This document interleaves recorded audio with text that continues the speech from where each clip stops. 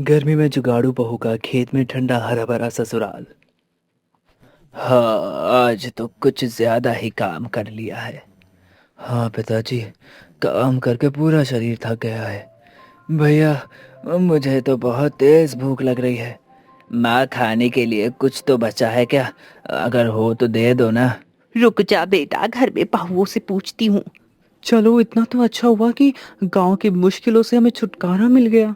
हाँ दीदी, लेकिन यहाँ पर भी हमें अभी बहुत सारी दिक्कतों का सामना करना पड़ सकता है ना। इसी वजह से मैं चिंतित हूँ। जो भी हो, अब तो यही रहना होगा।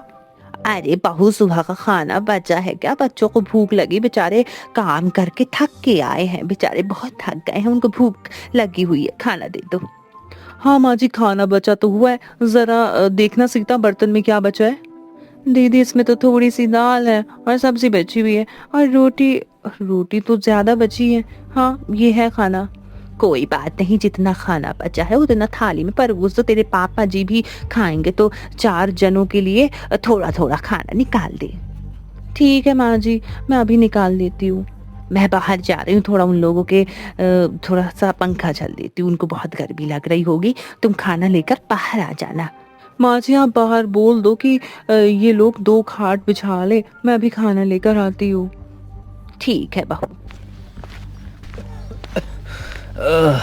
ये तो पूरी दाल खट्टी लग रही है। हाँ, क्या बना दिया तुम लोगों ने?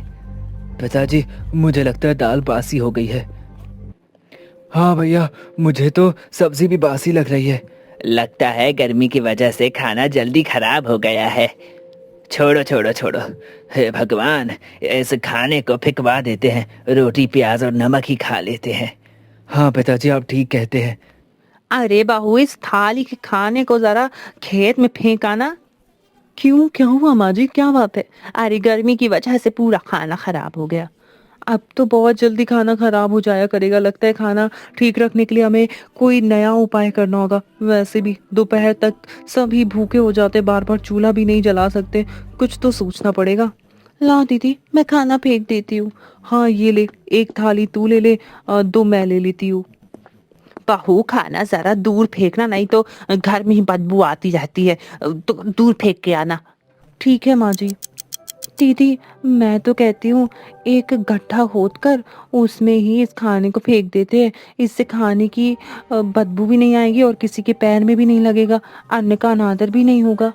हाँ तो ठीक कह रही है, आज यहीं पर फेंक देते, कल एक गड्ढा खोद लेंगे, तब उसी में फेंक दिया करेंगे। ठीक है। ठीक है दीदी। ज्यादा गहरा गड्ढा खोद कर क्या ही करना, इतना बहुत है। लेकिन एक बात तो है, जमीन के अंदर काफी ठंडक लग रही है। क्या हुआ दीदी, आपने गड्ढा खोद लिया क्या? हाँ सीता, देखना, मैंने ये गड्ढा खोद दिया है। मैं जमीन के काफी नीचे तक तो आ गई हूँ। अच्छी खासी ठंडक भी है वैसे यहाँ पर। हाँ दीदी, सही बोल रही हो। अरे ठंडक ना होती तो खेत में जो कुत्ते बैठते हैं और वो मिट्टी हटाकर क्यों खोदते हैं? इसीलिए बैठते होंगे क्योंकि उनको ठंडक लगती होगी। सीता, मुझे एक जुगाड़ सूझा है। हम यहाँ की मिट्टी खोदकर अपना देसी फ्रिज बना सकते हैं। ये आप क्या बोल रही हो दीदी, कुछ भी बोलती रहती हो। भला जमीन में गड्ढा खोदकर हम फ्रिज कैसे बना सकते हैं? कुछ भी। कविता की बातें कई सवालों से भरी पड़ी थी, लेकिन क्या सच में कविता जमीन में गड्ढा खोदकर फ्रिज बना सकती है? तब तक गर्मी में सभी अपना गांव छोड़कर खेत में क्यों रहने लगे? क्या पूरा परिवार बिना बिजली के खेत में हमेशा के लिए रह पाएगा? वह खेत में होने वाली परेशानियों का सामना कैसे कर पाएगा? इस कहानी को पूरी तरह से जानने के लिए चलिए एक फ्लैशबैक में चलते हैं। दीदी, मैंने सब्जी काट दी है, अब मैं थोड़ा बाहर का काम कर लेती हूँ। बाहर का क्या काम है? बाहर बहुत गर्मी पड़ रही है, आपको तो पता है ना। हम जैसे ही बाहर निकलते पैर जलने लगते, तो मैं थोड़ा पानी छिड़क देती हूँ, फिर थोड़ी ठंडक रहेगी। ठीक है, तुम जाओ। दीदी, मैं कुएं से पानी लेने जा रही हूँ, थोड़ी देर तक आ जाऊंगी। ठीक है, तुम जाओ। अरे बहू, तू अकेली चूल्हे के पास क्या काम कर रही है? ला, मैं सब्जी बना देती हूँ, फिर जल्दी से खाना लेकर खेतों की तरफ जाना होगा। उधर खेतों पर रामनाथ जी और उनके तीनों बेटे काम कर रहे होते। हे भगवान, इस गर्मी ने तो पूरा पसीने से मुझे तरबतर कर दिया है। पिताजी, आप थोड़ी देर आराम कर लो, हम तब तक थोड़ा और काम कर लेते हैं। क्या आराम करूं बेटा, गर्मी से बुरा हाल हो चुका है। अब आराम करना भी एकदम मौत जैसा है। पिताजी आप बिल्कुल भी निराश मत हो। आप ना ये गमछा भिगोकर शरीर पोंछ लो, फिर थोड़ा आराम मिल जाएगा आपको। हाँ ये ठीक रहेगा। वो तो शुक्र है कि हमने पहले से यहाँ एक नलकूप का जुगाड़ कर रखा है, नहीं तो पानी पीने के लिए भी हमें कुएं के पास जाना पड़ता और बहुत मेहनत लगती। हाँ पिताजी, ये तो आपने बिल्कुल सही कहा। आहा, आहा, सच में शरीर को ठंडक मिल गई है। लेकिन इस भयंकर गर्मी में मुझे नहीं लगता कि ये गमछा ज्यादा देर तक गीला रहेगा। अगले दिन कविता घर वालों के लिए पापड़ बना रही थी। उसने सोचा था कि पापड़ को बाहर सुखा लेती हूँ। माँ जी, मैं सोच रही थी कि इन पापड़ों को बाहर धूप में रख देती हूँ, कुछ देर बाद तो ये सूख जाएंगे। ठीक है बहू, लेकिन जरा इन्हें देखते रहना कि भाई कहीं पापड़ रोटियों की तरह सिक ना जाएं। बहुत गर्मी है। अरे नहीं माँ जी, ऐसा कुछ भी नहीं होगा, मैं ध्यान देती रहूंगी। अब कविता बाहर खाट पर पापड़ रखकर अपने दूसरे काम पर लग जाती है। कुछ ही देर बाद विमला जी पापड़ों को देखते हुए बोलती है, ये लो, मैंने तो पहले ही कहा था कि कहीं पापड़ रोटियों की तरह सिक ना जाए। ये लो एकदम सूख कर लकड़ी बन गए हैं ये पापड़। अरे बहू, अरे ओ बहू, देख तेरे पापड़ एकदम सूख के जल गए हैं भाई। इनको उठा ले, जल्दी अंदर लेकर जा। ठीक है माँ जी, मैं अभी रख देती हूँ। रात को सभी लोग अपना अपना खाना खाकर सो जाते, लेकिन विमला जी के शरीर की घमौरियां उन्हें सोने नहीं दे रही थी। तभी कविता जी चिल्लाकर बोलती है, क्या हुआ माँ जी, आज आपको नींद नहीं आ रही क्या? नींद कहाँ से आएगी बहू? अरे मेरी पेट में उफ बड़ी गमौरियां हो रखी है। ये कब से खुजली हो रही है, उफ, इसीलिए नींद नहीं आ रही अच्छे से। रुको माँ जी, मैं आपकी पीठ में खुजला देती हूँ। हाँ हाँ हाँ हाँ, थोड़ा थोड़ा नीचे की तरफ खुजलाना। आय हाय, लगता है वहां पर ज्यादा गमौरियां हो गई। हाँ हाँ, मजा आ गई। ठीक है माँ जी, रुको मैं पंखा भी कर देती हूँ। कुछ देर बाद जब विमला जी सो जाती हैं तो कविता घर के बाहर निकलकर ठंडी हवा में घूमने लगती है। तभी उनकी नजर एक दूर दिख रही खेत पर पड़ती है। बाहर कितनी अच्छी हवा चल रही है, और वो दूर हमारे खेत, वहां तो और ज्यादा हवा चल रही होगी। एक हमारा गांव है जहाँ गर्मी से बुरा हाल है। मुझे खेत पर गए हुए काफी दिन हो गए हैं। एक काम करती हूँ, कल मैं सभी के लिए खाना लेकर जाऊंगी, फिर अपने खेत का नजारा भी देखाऊंगी। अरे दीदी, आप इतनी रात को बाहर क्या कर रही हो? कुछ नहीं सीता, बस गर्मी की वजह से थोड़ा बाहर टहलने आ गई थी। काफी रात हो गई, चलो अब सो जाओ। अगले दिन कविता खाना लेकर खेतों पर जाती है तो कुछ ही देर बाद वो नीम के पेड़ के पास बैठ जाती है और खुद से बोलती है, यहाँ तो सच में बहुत ठंडक है, कितनी ठंडी ठंडी हवा चल रही है। ऊपर से यहाँ की जमीन भी ठंडी है। गांव में तो जमीन सुबह से ही जलने लगती है। क्या हुआ कविता, तुम घर नहीं जा रही? थोड़ी देर में चली जाऊंगी जी, बस यहाँ पर बैठकर अच्छा लग रहा है तो सोचा थोड़ी देर रुक जाऊं। हाँ वो तो है, यहाँ पर चारों तरफ ठंडक है, ठंडक, बहुत अच्छा लग रहा है। सच में, अगर हमारा घर यहीं पर होता तो कितना अच्छा होता। हाँ वो तो है, लेकिन जितना अच्छा तुम सोच रही हो इतनी परेशानियां यहाँ झेलनी पड़ती हैं। तुम्हें क्या पता, यहाँ पर धूल, भारी आंधी, तूफान और हर तरह की परेशानियों का सामना करना पड़ सकता है। हम परेशानियों का भी हल निकाल सकते हैं। यहाँ पर एक मजबूत और सुरक्षित घर भी बन सकता है। वो सब तो ठीक है, लेकिन माँ पिताजी माने तभी तो कुछ हो सकता है ना। आज जब हम सभी लोग रात में खाने में इकट्ठा होंगे ना, तो फिर तुम सबके सामने ये बात करके देखना। हाँ, मैं एक बार ये बात सभी को बोल दूंगी, एक बार सामने रख कर देखती हूँ क्या होता है। कुछ ही देर बाद कविता वहाँ से घर चली जाती है और शाम होते ही रात के खाने की तैयारी करने लगती है। सीता, आज भिंडी रखी तो है, तो आज भिंडी की सब्जी बना लेते हैं। ठीक है दीदी, मैं भिंडी काट देती हूँ, आप रोटी बना लो। वैसे दीदी, आज आपने जल्दी चूल्हा नहीं जला दिया? हाँ सीता, आज मुझे घर वालों से थोड़ा कुछ बात करनी, उनके सामने एक बात रखनी है। कैसी बात दीदी? जब हम सभी बात करेंगे तो तुम खुद ही जान जाओगी। बस इतना जान लो कि कोई खास बात है। फिर तो ठीक है दीदी, मैं भी जल्दी जल्दी खाना बनवा देती हूँ। पूजा से भी साथ में काम करवा लेते हैं, फिर सब कुछ जल्दी जल्दी हो जाएगा। हाँ दीदी, मैं आ गई हूँ, बताओ भाई क्या करना है, जल्दी जल्दी बताओ, मैं कर देती हूँ। तुम एक काम करो, दाल चावल बना लो। दीदी रोटी बना रही हैं, मैं कुछ देर में सब्जी बना दूंगी। हाँ ठीक है दीदी, मैं बना देती हूँ। कुछ ही देर बाद घर के सभी लोग खाना खाकर इकट्ठा होते हैं। तब कविता अपनी बात रखती है। माँ जी, मैं सोच रही थी अगर हम यहाँ ना रहकर अपने खेत वाली ज़मीन पर रहें तो कैसा होगा? बहू ये तो क्या बोल रही, खेत वाली जमीन कोई रहने की जगह है? अरे वहां पर तो सिर्फ खेती होती है, खेती भाई हम वहां पे कैसे रह सकते हैं हैं? हाँ माँ जी, लेकिन जिस तरह यहाँ पर गर्मी पड़ रही है, यहाँ तो हम लोगों का बुरा हाल है। दिक्कत तो है, इस गांव में चारों तरफ गर्मी का असर दिखने लगा है। बहू, खेत में रहना आसान नहीं होगा।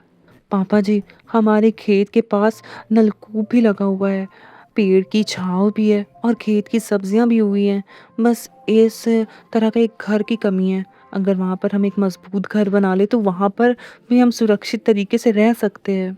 नहीं बहू, बस अरे गर्मियों की बात है, फिर सब ठीक हो जाएगा। चलो अब सभी लोग सो जाओ, सुबह फिर से अपने अपने कामों पर लगना है।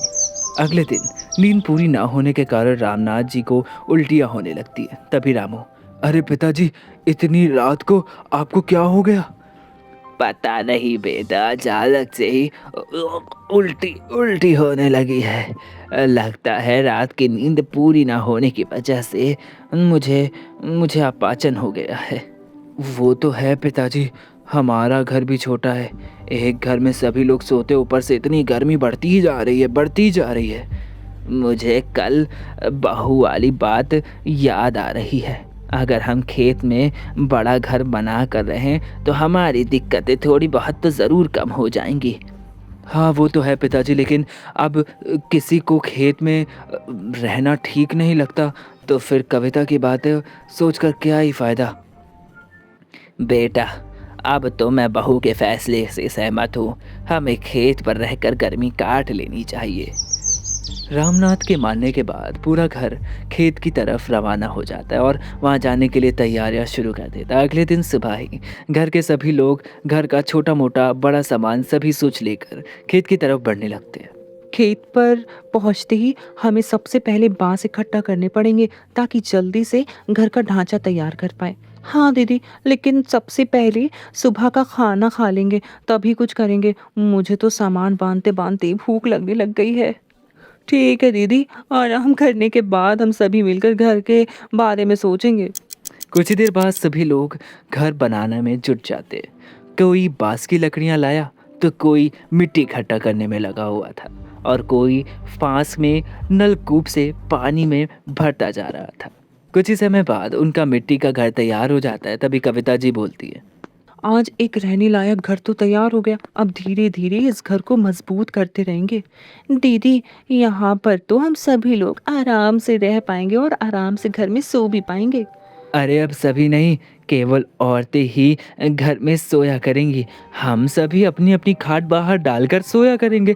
इससे ये रहेगा कि हम खेत की रखवाली भी कर पाएंगे और आराम की नींद भी मिल जाएगी। फिर तो और अच्छा है, औरतें आराम से इस बड़े से घर में सो सकती हैं।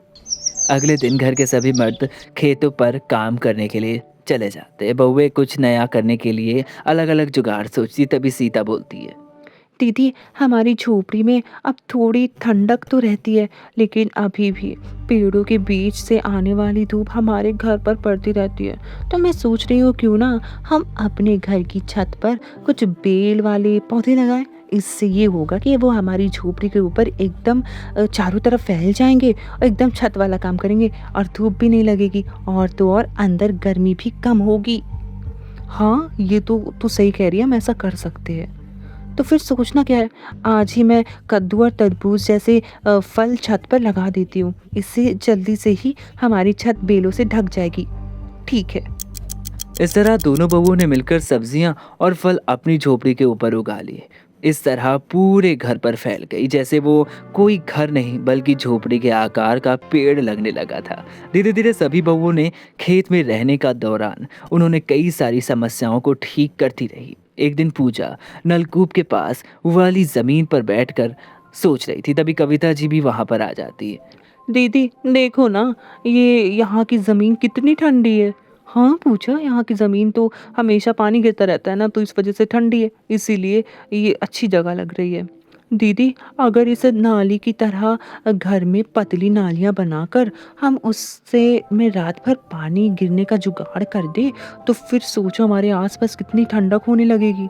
लेकिन ये कैसे होगा? आसान है दीदी, हम एक बांस का स्टैंड बनाकर उसमें एक मटका लटका देंगे, जिसके नीचे छोटा सा छेद कर देंगे। फिर नटका वो जो मटका होगा वो रात भर पानी भरकर छोड़ दिया करेंगे। उससे धीरे धीरे पानी पतली नालियों में बहता रहेगा। इस तरह हमारा घर और बाहर की जगह ठंडी ठंडी रहेगी। वाह पूजा, ये तो एक बहुत अच्छा जुगाड़ है। चल फिर आज हम सब ये मिलकर काम करते, इस जुगाड़ को पूरा करते हैं। इस तरह से तीनों बहुओं ने मिलकर आसपास का वातावरण अब ठंडा बना लिया था, लेकिन अभी भी कई सारी दिक्कतें थी जो खत्म नहीं हो पाई थी। एक दिन घर के सभी मर्द खेतों का काम खत्म करके झोपड़ी के बाहर खाट पर आराम करने के लिए आते। तभी रामनाथ बोलता है, हाँ आज तो कुछ ज्यादा ही काम कर लिया है। हाँ पिताजी, काम करके पूरा शरीर थक गया है। भैया मुझे तो बहुत तेज भूख लग रही है। माँ खाने के लिए कुछ तो बचा है क्या? अगर हो तो दे दो ना। रुक जा बेटा, घर में बहुओं से पूछती हूँ। चलो इतना तो अच्छा हुआ कि गांव की मुश्किलों से हमें छुटकारा मिल गया।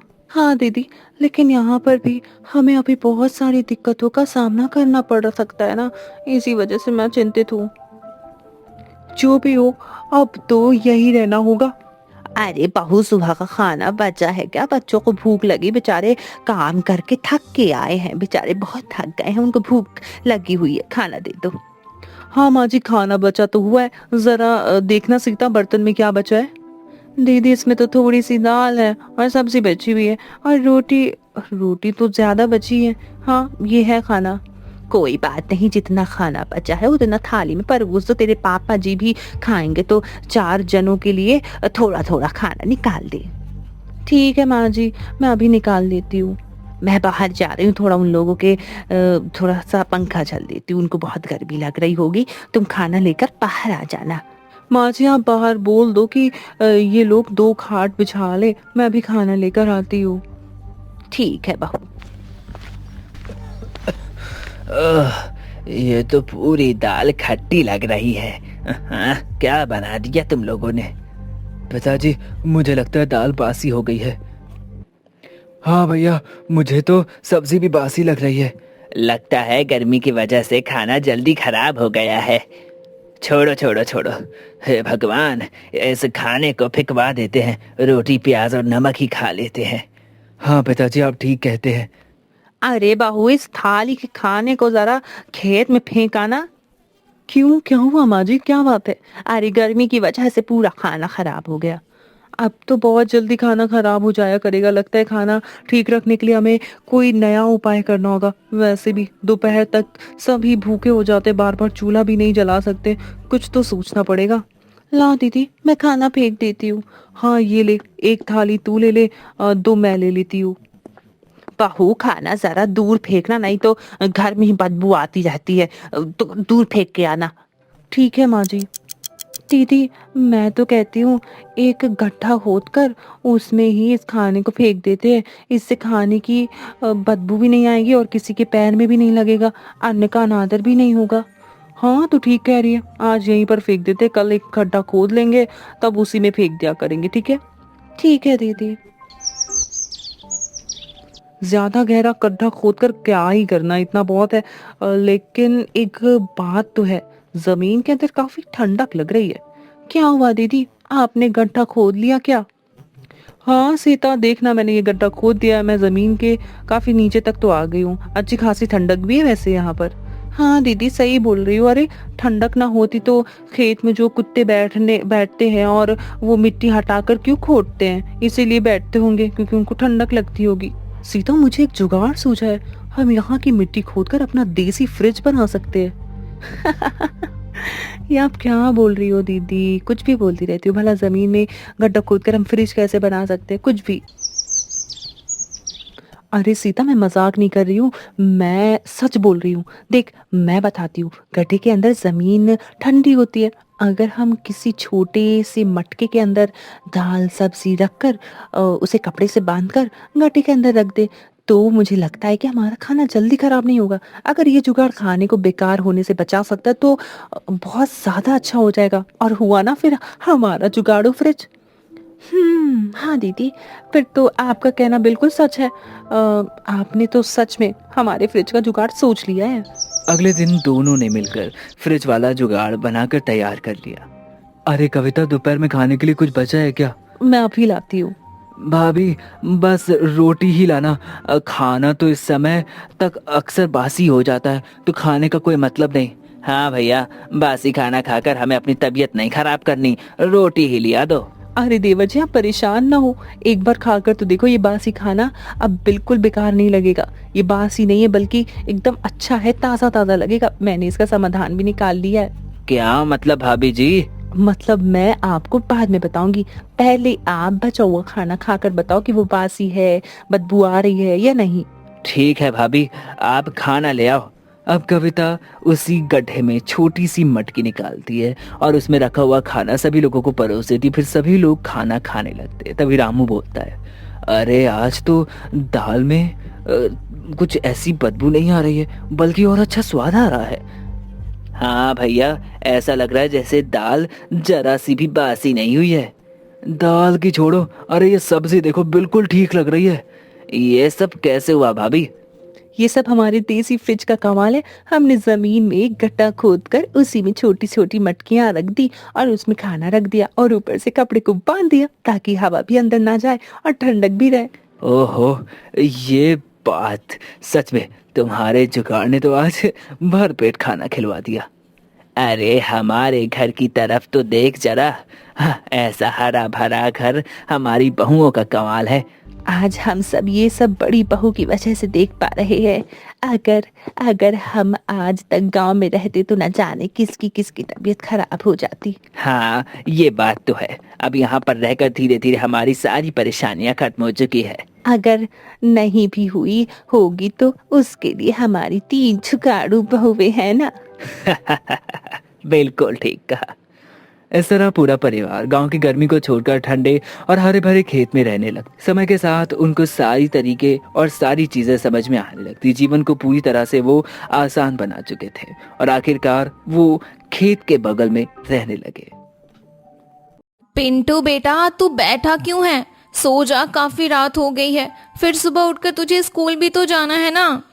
माँ, मुझे नींद नहीं आ रही, मुझे गर्मी में पसीना हो रहा है। अच्छा ठीक है, मेरे पास आ जा, मैं तुझे हाथ वाले पंखे से हवा कर देती हूँ। माँ, हाथ वाला पंखा भी कितनी हवा देगा? जब आपका हाथ थक जाता है तो आप पंखा चलाना छोड़ देते हो, फिर उसके बाद मुझे और भी ज्यादा गर्मी लगने लगती है। क्या करूँ बेटा, पंखा चलाते चलाते मेरे हाथ में दर्द होने लगता है, इसलिए मैं थोड़ी देर रुक जाती हूँ। छी याक, घर में ये बदबू कैसी आ रही है? बेटा, ये जमीन की मिट्टी और पसीने की बदबू है। माँ, मुझे इस बदबू से घुटन भी हो रही है। चलो ना, थोड़ी देर कहीं बाहर चलते हैं। तू भी ना, तेरे अजीब ही ड्रामे हैं। देख, तेरे पापा भी तो सो रहे हैं ना। सबको पता है कि घर में सोने से सभी को दिक्कत और परेशानी हो रही है, लेकिन सब थके हैं इसलिए आराम से सो गए। तू भी सो जा बेटा, मैं पंखा कर देती हूँ। नहीं तो नहीं, मैं बाहर जाऊंगा, मुझे नहीं सोना। लगता है तू नहीं मानेगा। चल ठीक है, थोड़ी देर तुझे बाहर घुमा के लाती हूँ। हाँ ठीक है, चलो। चल चल, थोड़ी देर बाहर घूम ले। ठीक है माँ, मैं अभी घूम कर आता हूँ। ये लड़का भी ना, बताओ रात के 2 बज रहे हैं और इसे बाहर घूमने की पड़ी है। उधर पिंटू को घूमता देखकर गांव के कुछ कुत्ते उसके पास आकर जोर जोर से भौंकने लगते हैं। इस पर पिंटू डरकर माँ के पास भाग जाता है। माँ, मुझे अब नहीं घूमना, चलो अब जल्दी से घर चलते हैं। अरे तुझे क्या हुआ? अभी तो घूमने के लिए गया था, इतनी जल्दी तेरा घूमना खत्म हो गया? वो माँ, गांव के कुत्ते आकर भौंकने लगे। अच्छा, तो जनाब को कुत्तों से डर लग गया, इसलिए भागकर वापस आ गए। घूम ले, और तुझे रात में बहुत घूमने का शौक लगा था ना, जा घूम ले। नहीं माँ, अब मैं नहीं घूमूंगा, जल्दी घर में चलो, नहीं तो वो कुत्ते यहाँ पर भी आ जाएंगे। इस तरह अब शीला पिंटू के साथ घर में चली जाती है। कुछ दिन ऐसे ही बीतते हैं। सभी लोग को प्यास की समस्या होने लगती है। माँ, मुझे प्यास लगी है, पानी दो ना।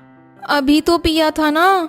माँ, यहाँ घर में रखा हुआ पानी एकदम गर्म हो जाता है, इसलिए मुझे बार बार प्यास लग रही है।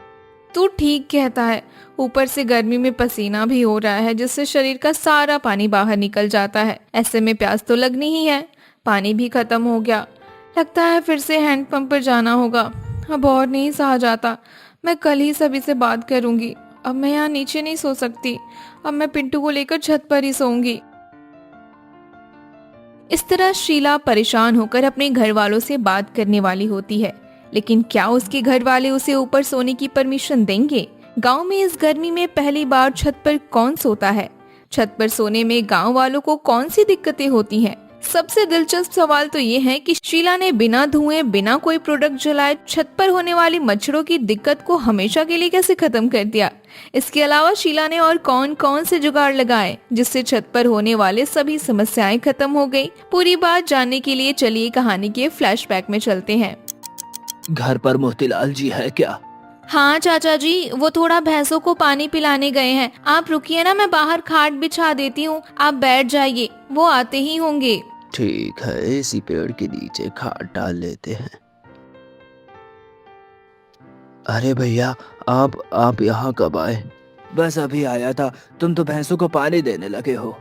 हाँ भैया, वो तो तुम्हें पता ही है, गर्मी एकदम से बढ़ गई। इंसान तो पानी पी पी कर नहीं थक रहे हैं, तो ये बेचारे जानवर है। हाँ सो तो है, आओ थोड़ी देर साथ बैठते हैं। वैसे भैया, ये लाइट की समस्या तो रात को एकदम नरक बना देती है। हर किसी को सोने में बहुत दिक्कत हो रही है, समझ नहीं आता कि ये परेशानी कब तक झेलनी पड़ेगी। पूरा गांव इस समस्या से परेशान है, इसी बारे में मैंने एक बार सरपंच जी को भी बात की थी। अच्छा, तो फिर क्या हुआ? सरपंच जी मेरी बात सुनने के बाद बिजली विभाग गए थे, लेकिन वहां से ये खबर मिली कि गांव में बिजली की कमी है, इसीलिए पूरे दिन बिजली नहीं दी जा सकती है। सुबह बिजली इसीलिए दी जाती ताकि जिन लोगों के काम धंधे बिजली की मदद से होते हैं वे सभी अच्छे से हो सके और आराम से वह लोग अपना काम कर सके। इसका मतलब है रात में बिजली नहीं आएगी। हाँ, सरपंच जी की बातों से तो यही लगता है कि बिजली की व्यवस्था गांव में तो अब ऐसी ही रहने वाली है। खैर, हम भी इसमें क्या कर सकते हैं जब आगे से ही कुछ नहीं हो सकता। चलो ठीक है भैया, अब मैं भी चलता हूँ, थोड़ा मुझे भी कुछ काम है। हाँ ठीक है, मैं भी चलता हूँ, थोड़ा खेतों पर जाऊँ। सुनो जी, खाना तैयार है, पापा जी से पूछ लो ना, खाना निकाल दूं क्या? बहू, आज तो खाना बाहर ही ले आ, अंदर तो बहुत गर्मी है, खाना खाया नहीं जाएगा। सुनो, पिताजी और मेरे लिए दोनों का खाना बाहर ही लेकर आ जाओ। जी ठीक है। क्या हुआ बहू? माँ जी, वो उनका और पापा जी का खाना बाहर ही देना है, आप और मैं यहीं खा लेते हैं। ठीक है, तू पहले बाहर खाना दे आ, फिर हम बाद में खा लेंगे।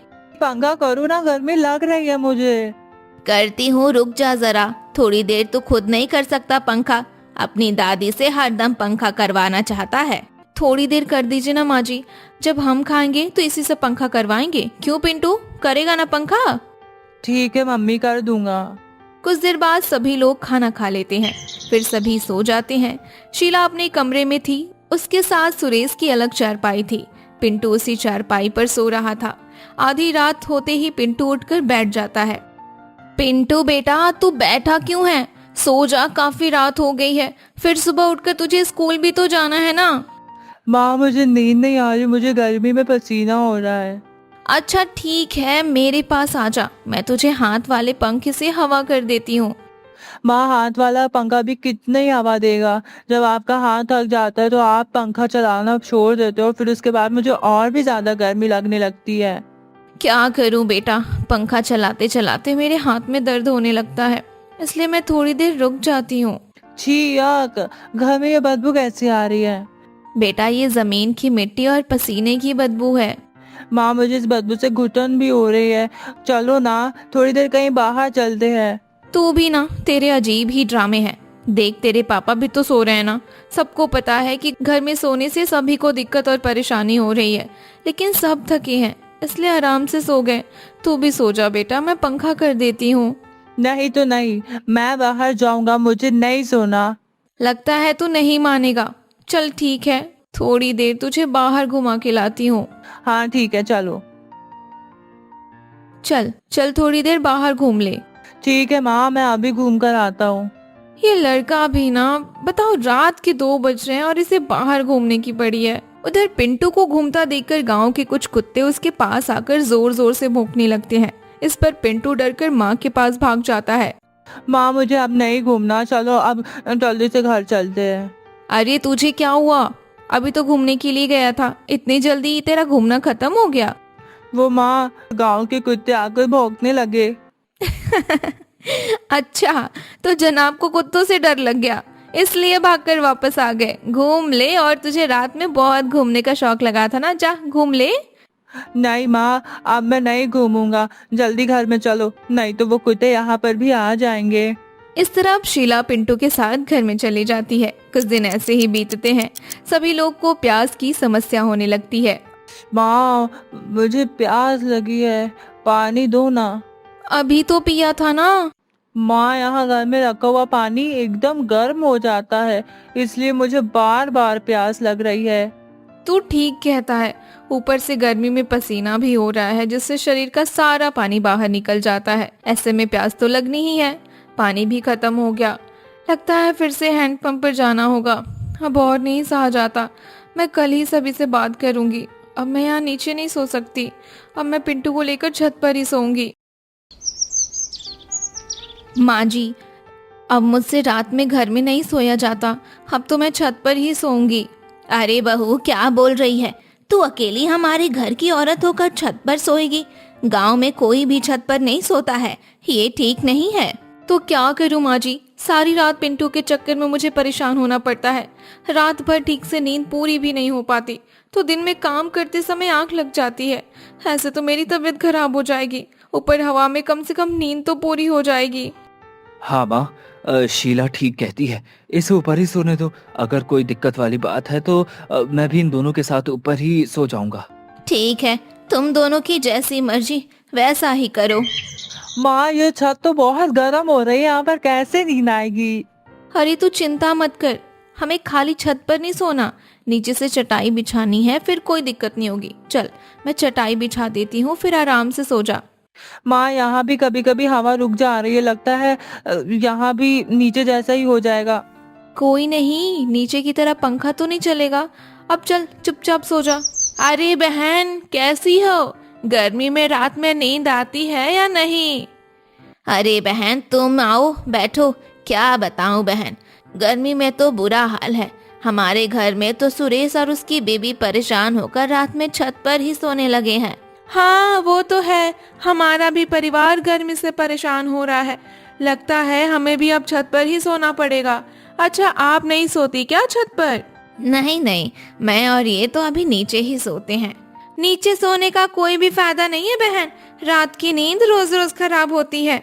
हाँ वो तो है, देखती हूँ, आज इनसे पूछूंगी। अगर ये मान जाते हैं तो हम दोनों भी ऊपर ही सो जाएंगे। चलो ठीक है बहन, अब मैं चलती हूँ, घर में थोड़ा काम है। ठीक है बहन। अरे माँ जी, आप कहाँ चली गई थी? मैं कब से आपको ढूंढ रही थी। कहीं नहीं गई थी बहू, बस पड़ोस में जमुना बहन के यहाँ गई थी। अच्छा, तो क्या बात हो गई थी? कुछ भी नहीं, बस ऐसे ही मिलने गई थी। अच्छा सुन, जमुना बहन बता रही थी कि उसकी बहू और पति दोनों छत पर सोते हैं। हम भी आज से छत पर ही सोएंगे, गर्मी में तो अब हमसे नहीं सोया जाएगा नीचे। लेकिन माँ जी, वहाँ पर तो सब एक साथ कैसे सोएंगे? पापा जी के सामने सोने में मुझे बहुत शर्म आती है। तो उसकी चिंता मत कर, आदमी लोग एक तरफ सो जाएंगे और हम लोग एक तरफ सो जाएंगे। ठीक है माँ जी, आप जैसा सही समझे। अरे माँ जी, आप? हाँ बहू, आज हम भी सोच रहे थे कि छत पर ही सोकर देखते हैं। ठीक है माँ जी, लेकिन पापा जी यहाँ सोएंगे तो मुझे थोड़ा अजीब लगेगा। तो फिक्र मत कर, वो एक तरफ सो जाएंगे। अच्छा माँ जी, मैं सोच रही थी कि बीच छत पर एक कपड़ा डाल देते हैं, फिर मुझे ठीक लगेगा। पापा जी को भी सोने में कोई ज्यादा दिक्कत नहीं होगी। ठीक है, फिर ऐसा ही कर ले तू। कुछ देर बाद सभी लोग अपनी अपनी जगह पर सो जाते हैं। उधर पड़ोस के लोग भी छत पर अपना बिस्तर लगाते हुए दिखाई दे रहे होते हैं। फिर वे लोग भी सो जाते हैं। लेकिन आधी रात को पड़ोस की मीरा नींद में उठती हुई अपनी छत के किनारे पर आ जाती है। तभी शिला उसे देख लेती है। वो कौन है? उठकर देखती हूँ, अरे ये तो भूत भूत। अरे क्या हुआ? तुम ठीक तो हो ना? क्यों चिल्ला रही हो? वहां पर भूत है, देखो। भूत है वहां पे। अरे चुप हो जा, भूत जैसा कुछ नहीं होता। रुक, मुझे देखने दो कौन है वहां। अब सुरेश अपनी छत के किनारे जाकर देखता है तो उसे मीरा की पहचान होती है। अरे ये तो मीरा है। लगता है नींद में उठकर आगे बढ़ती जा रही है। मुझे रामनाथ चाचा को आवाज देनी होगी। अरे रामनाथ चाचा, अरे जल्दी उठो। अरे वो देखो मीरा। अरे अरे नींद में है, कहाँ चली जा रही है? जल्दी उसे पकड़ो, नहीं तो छत से गिर जाएगी। क्या क्या क्या हुआ? क्या हुआ? अरे वो देखो मीरा कहाँ जा रही है, जल्दी रोको उसे, नहीं तो वो नीचे गिर जाएगी। कुछ देर बाद रामनाथ मीरा को पकड़ कर लाता है और उसे नींद से जगाता है। फिर मीरा नींद से बाहर आ जाती है। अरे चाचा, सब ठीक है ना?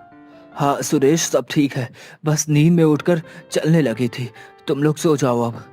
चलो शुक्र है, लेकिन सच में तुम्हारी चिल्लाहट ने तो मुझे भी डरा दिया। एक बार तो लगा मैंने भी सोच लिया था कि भूत हमारे छत पर आ गया है। अब छोड़ो भी, मजाक मत करो। हाँ ठीक है, चलो अब सो जाओ। धीरे धीरे सब परिवार के सभी लोग छत पर ही सोने लगे। सभी को छत की आदत लग गई थी, लेकिन बीच बीच में छोटी मोटी परेशानियां होती रहती।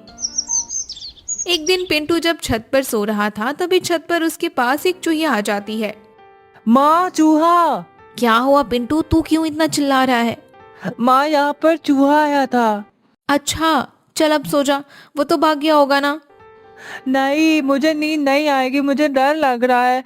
मुझे मुझे नीचे जाना है। हद है, अब एक चूहे से डरकर तू नीचे जाएगा? हाँ हाँ, मुझे यहाँ पर अब नींद नहीं आएगी। ठीक है चल, मैं तुझे नीचे ही सुलाकर ऊपर आ जाऊंगी। ठीक है। क्या हुआ पिंकी, किसे देख रही है? चाची वो आज पिंटू छत पर नहीं दिखाई दे रहा है, वो कहाँ है? जनाब को रात में एक चूहे ने डरा दिया था, इसलिए नीचे भागकर सो रहे हैं। डरपोक, वो एक चूहे से डर गया। सुबह बाहर आने दो, फिर आप देखना मैं उसे कैसे चिढ़ाती हूँ। ठीक है, तुम दोनों की मटर गश्ती तो तुम दोनों ही जानो। अरे शीला, मेरा गमछा तो देना, जरा खेतों की तरफ जा रहा हूँ। और ये पिंटू को क्या हो गया? अभी तक सोता जा रहा है। कब तक सोएगा? आज स्कूल नहीं जाएगा क्या ये? स्कूल का तो नहीं पता, लेकिन रात को चूहे के डर से जनाब ने अपनी नींद जरूर खराब कर ली है, इसलिए अभी तक सोए पड़े हैं। क्यों, छत पर चूहे भी हो गए क्या? हाँ, छत पर जो एक तरफ चूल्हे की लकड़ी और उपले रखे हैं ना, उन्हीं की वजह से आ गए होंगे। तो एक काम करो, उसे साफ कर कर पूरी तरीके से चूल्हे के पास रख दो। फालतू में चूहे हमारी नींद भी खराब करेंगे। ठीक है, वो तो मैं रख दूंगी, लेकिन कहीं आपको भी तो चूहे से डर नहीं लग रहा था ना? अरे मुझे क्यों लगेंगे चूहे से डर? अरे मजाक कर रही थी। ये लो आपका गमछा, आज मैं अपना काम खत्म करके छत की सफाई कर दूंगी। इस तरह से शीला ने अपनी छत की सफाई कर दी। फिर कीड़ों और चूहों जैसी दिक्कत खत्म हो गई। अब सभी लोग आराम से छत पर सोने लगे थे, लेकिन छत पर हवा चलने के बाद भी ठंडक महसूस ही नहीं होती थी। फिर सभी ने छत पर पानी डालना शुरू कर दिया। अब छत सूख जाती है तो सभी लोग सो जाते हैं। आज छत पर लोग ज्यादा देर तक जाग रहे थे, क्योंकि हवा कम चल रही थी। हाँ, आज तो हवा भी नहीं चल रही है। लगता है नींद भी देर से आएगी। ये तो रोज की बात है, हवा चलती है लेकिन शरीर में महसूस ही नहीं होती। अगर यही हवा ठंडी चले तो शरीर को भी ठंडक महसूस होने लगेगी। ठंड हवा तो केवल बारिश और सर्दियों में ही चलती है। जब हम छत पर नहीं सो सकते, क्या फायदा उस ठंडी हवा का? चिंता मत करो, मैंने कुछ सोचा है। कल से हमारे छत पर भी ठंडी हवा चलेगी। ठंडी हवा चलेगी? वो कैसे? हाँ, मैंने सोचा है, जो बीच में कपड़ा टंगा है ना, हम उसे पानी में अच्छे से भिगोकर रस्सी पर डाल देंगे। फिर भीगे कपड़े की वजह से हवा में अपने आप ठंडापन महसूस होने लगेगा। अच्छा, क्या सच में तुम्हारा ये जुगाड़ काम करेगा? ये तो तुम्हें कल खुद ही पता चल जाएगा। चलो कल देखते हैं क्या होता है।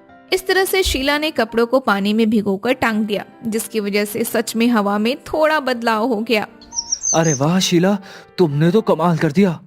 क्या हुआ जी, आज की सब्जी कुछ ज्यादा ही स्वादिष्ट बनी है क्या? नहीं नहीं, मैं तो उस गीले कपड़े की बात कर रहा था। रात को सच में पूरे छत पर ठंडक थी, लेकिन एक बात है, छत पर मच्छर भी नहीं जाते।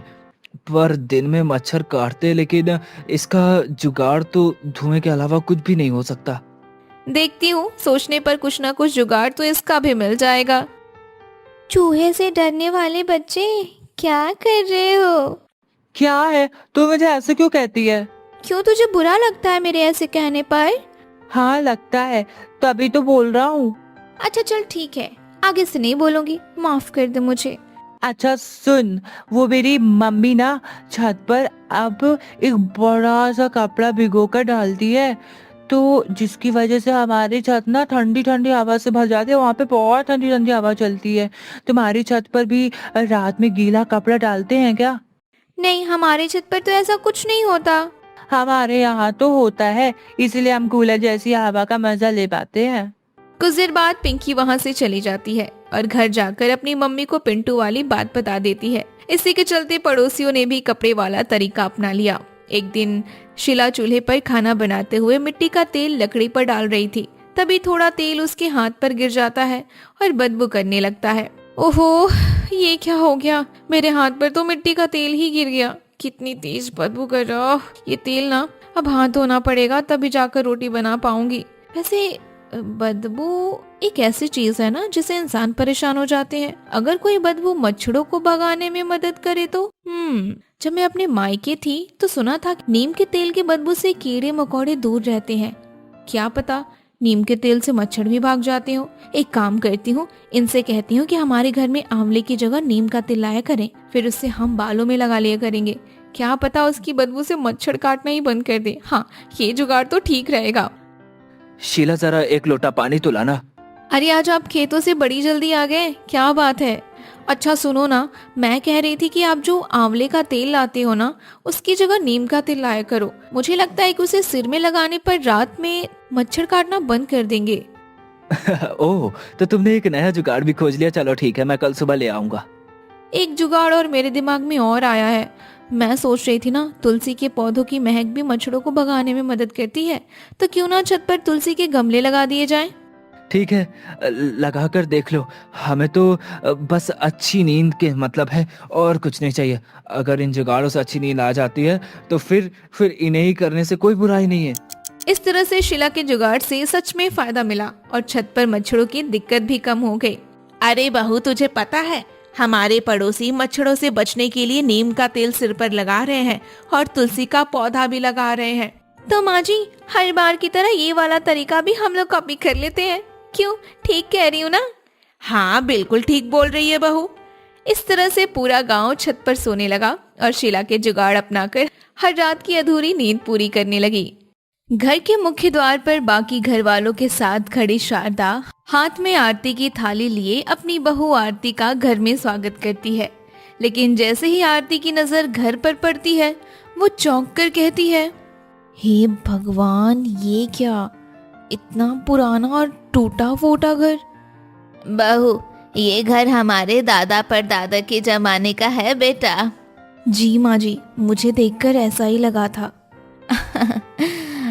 मुझे पता है बेटा, तुझे पुराने घर में रहने की आदत नहीं है ना, इसलिए शायद तू ऐसा कह रही है। ऐसी बात नहीं है माँ जी, लेकिन ये घर कुछ ज्यादा ही पुराना और टूटा फूटा है। हाँ बेटा, घर पुराना तो है, इसकी दीवारें तो ऐसा लग रहा है जैसे अभी गिर जाएंगी। बस इस बार खेती का सीजन अच्छा हो जाए और हमारी सब्जियां अच्छे दाम में बिक जाए तो हम सबसे पहले इस घर की मरम्मत करा लेंगे। हाँ हाँ माँ जी, जरूर करा लेंगे। चलो भाई, अब बहुत रात हो गई है। सफर में थकान भी काफी हो गई होगी, तुम सब अब आराम कर लो, कल सुबह जल्दी उठना भी है। सुबह जल्दी उठकर शारदा रसोई में पहुंच जाती है। कुछ देर में आरती भी तैयार होकर आ जाती है। आरती को देखकर शारदा कहती है, उठ गई बहू, आज तुम्हारी पहली रसोई की रस्म है। आज तुम सबके लिए बढ़िया सा खाना बना लो। जी माँ जी, मैं अब भी सबके लिए खाना तैयार करती हूँ।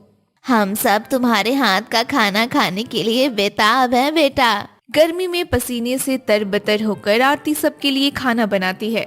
थोड़ी देर बाद पूरा परिवार चटाई पर बैठता है और आरती सबको खाना परोसती है।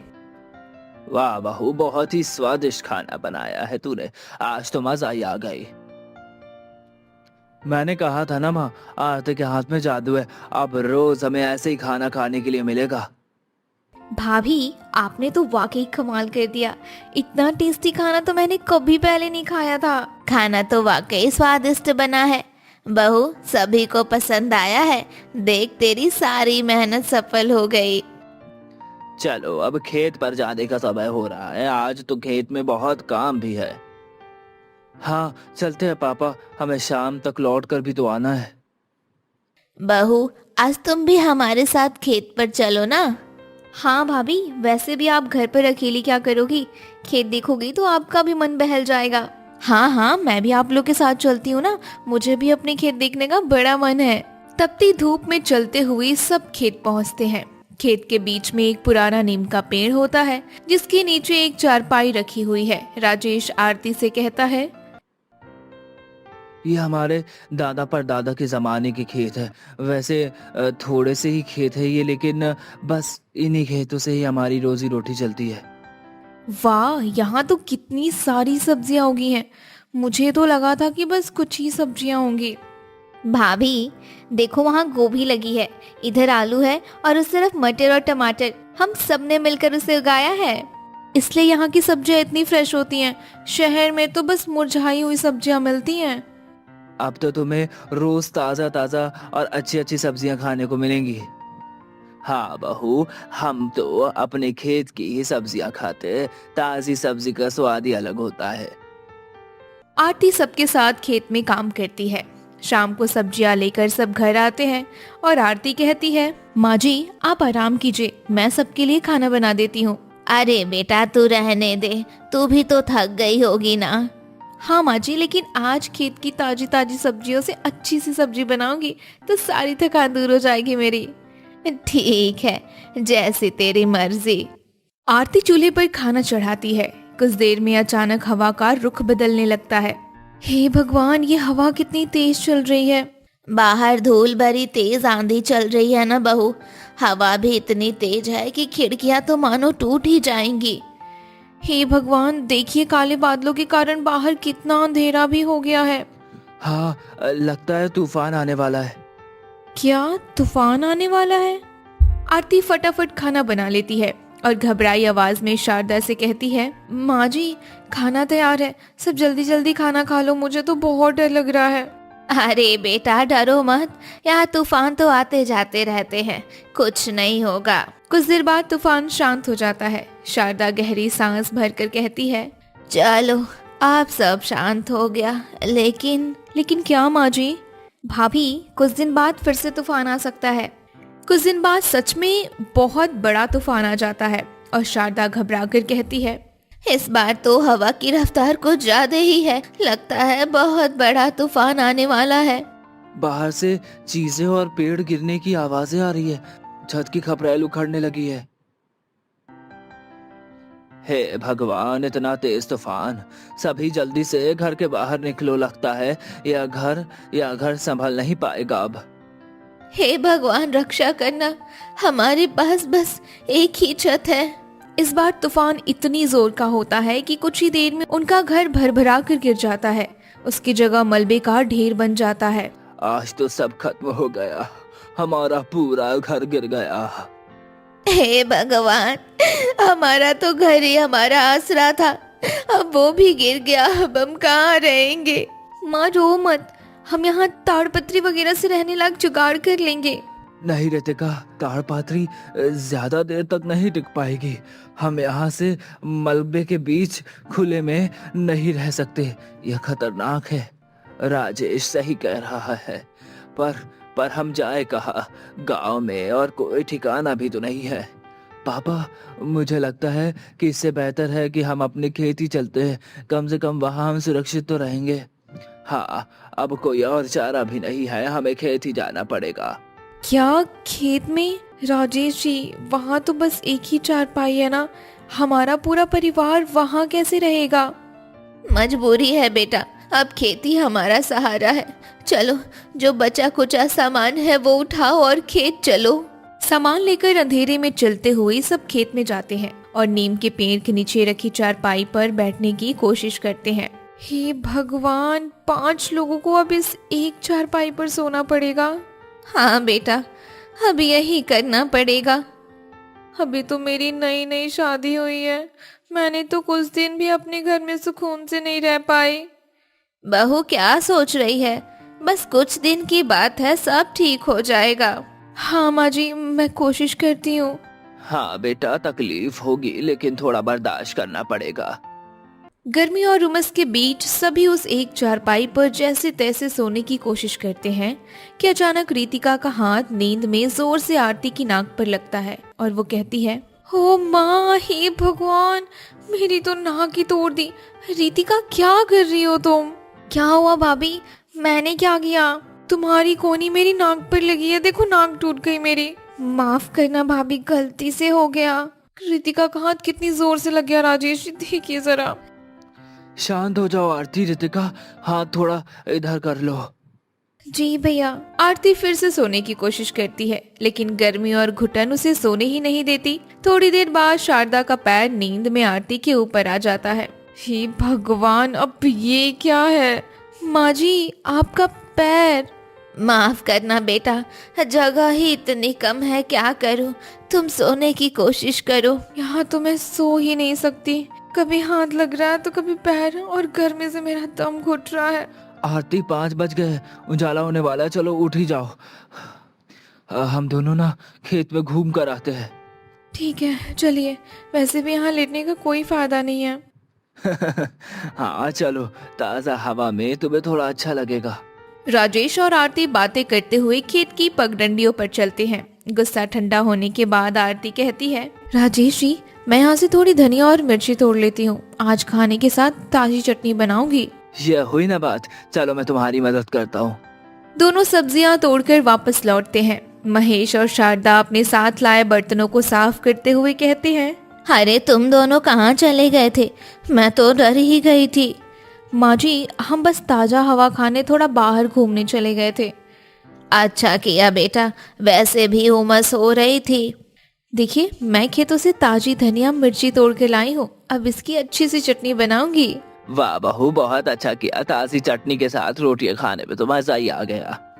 तुम चूल्हा जलाकर रोटियां भी सेक लो बेटा। आरती जैसे ही चूल्हे में आग जलाती है, हवा की वजह से खेत की मिट्टी और धूल उड़ने लगती है।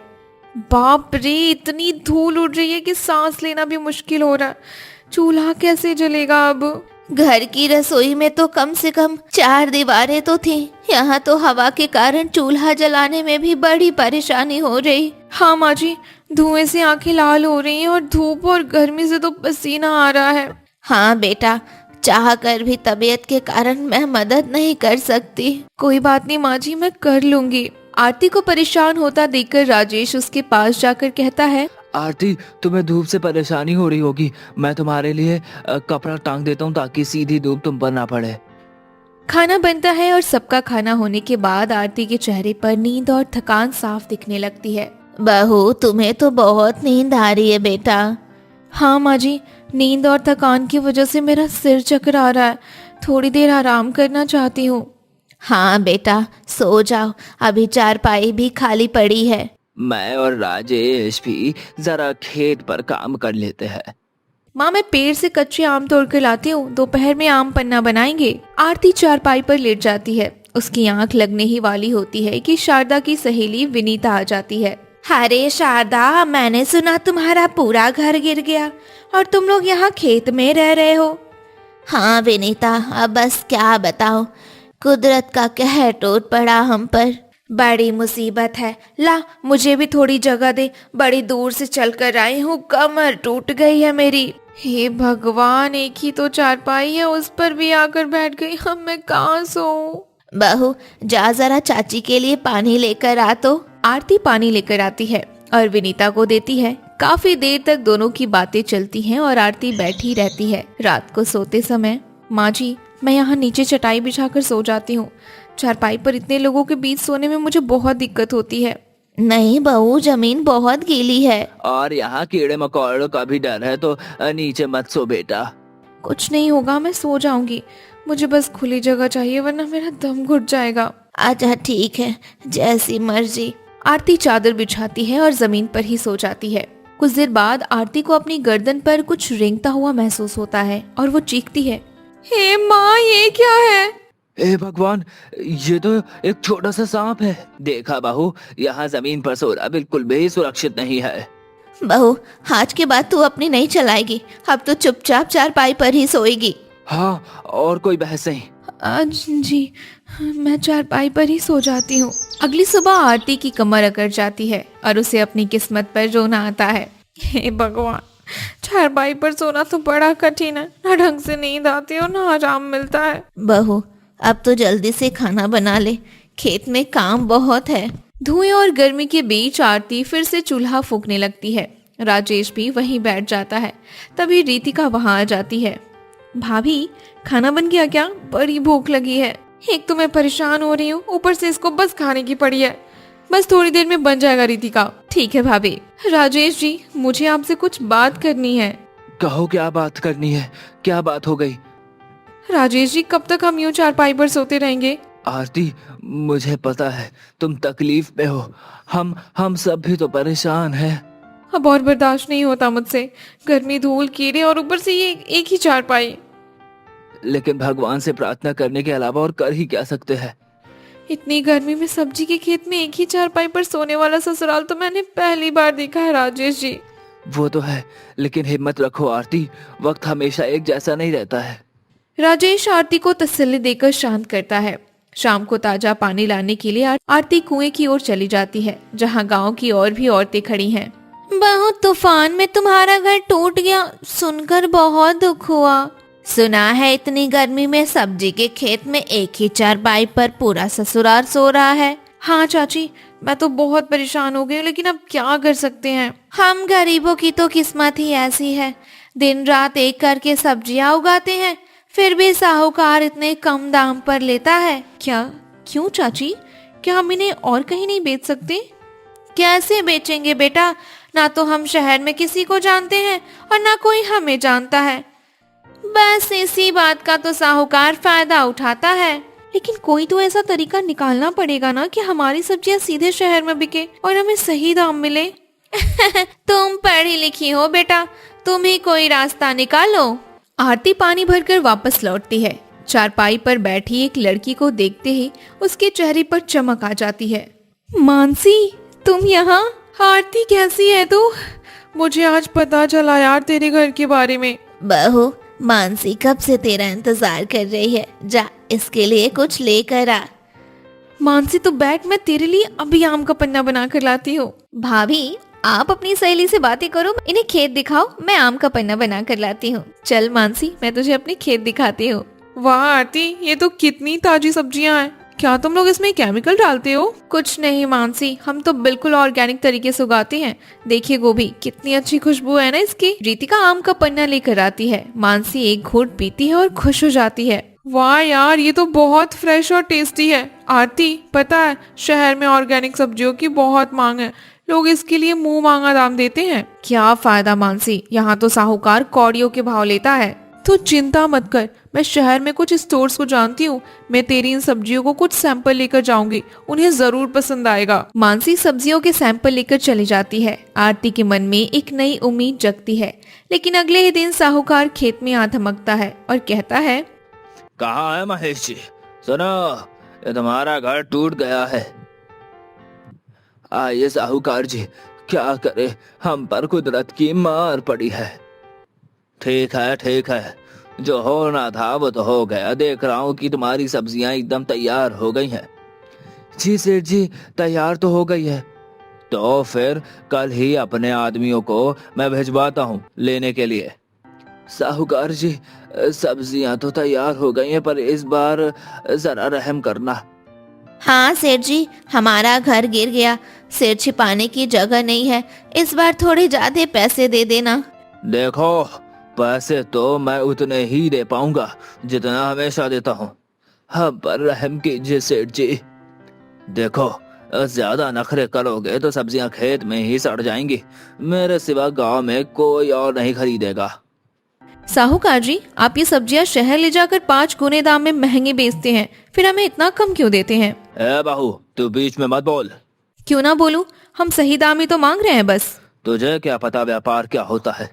गाड़ी मजदूर लगाकर सब्जियों को शहर लेकर जाना पड़ता है, उसमें पैसा नहीं लगता क्या? लेकिन ठीक है साहूकार जी, कल कल भेज देना आदमियों को, हम सब्जियां तैयार रखेंगे। साहूकार चला जाता है। आरती का खून खौल जाता है और वो राजेश और महेश से कहती है, पापा जी, आपने मुझे बोलने से क्यों रोक दिया? बेटा, वो अच्छा आदमी नहीं है। चाहे जो भी हो, हम साहूकार को सब्जियां नहीं देंगे। हमें सब्र रखकर मानसी की खबर का इंतजार करना चाहिए। मुझे लगता है कि आरती सही कह रही थी, हमें एक बार कोशिश करनी चाहिए। मानसी पढ़ी लिखी है, वो गलत नहीं बोलेगी। लेकिन बेटा, मुझे तो अभी भी साहूकार का डर सता रहा है, कहीं हम मुसीबत में ना पड़ जाएं। आप घबराइए मत माँ जी, हम किसी मुसीबत में नहीं फंसेंगे। अगली सुबह पूरा परिवार खुशी खुशी सब्जियां तोड़ने में जुट जाता है। तभी साहूकार के आदमी वहां पहुंच जाते हैं और आरती निडरता से कहती है, जाके अपने मालिक से कह दो, आज हम सब्जियां नहीं बेच रहे, हमें शहर में ग्राहक मिल गया है। साहूकार के आदमी चले जाते हैं। थोड़ी देर बाद मानसी लोडिंग गाड़ी और 2 व्यापारियों के साथ खेत में दाखिल होती है। देखो मानसी, आ गई, सब्जियां लेकर बोरियों में भर दीजिए। क्या हो रहा है यहाँ? तुम्हारी इतनी हिम्मत की किसी और को माल बेच दिया? हाँ बेच दिया, जो करना है कर लीजिए। बहुत पछताओगे तुम लोग। शहर वाला एक ही दिन खरीदेगा, फिर तुम मेरे पास ही आओगे। मैं एक भी सब्जी नहीं खरीदूंगा। साहूकार जी, अब आपकी जरूरत कभी नहीं पड़ेगी। मैं खुद इनकी सब्जियों को सीधी डील शहर से बड़े स्टोर से करवाऊंगी। हाँ साहूकार जी, अब हम बेवकूफ नहीं बनेंगे। अब हमारा पसीना हमारे काम आएगा, आपकी तिजोरी भरने के नहीं। महेश आरती से कहता है, आरती बेटा, तू तो साक्षात लक्ष्मी बनकर आई है। आज तक हमने एक साथ इतने पैसे कभी नहीं देखे।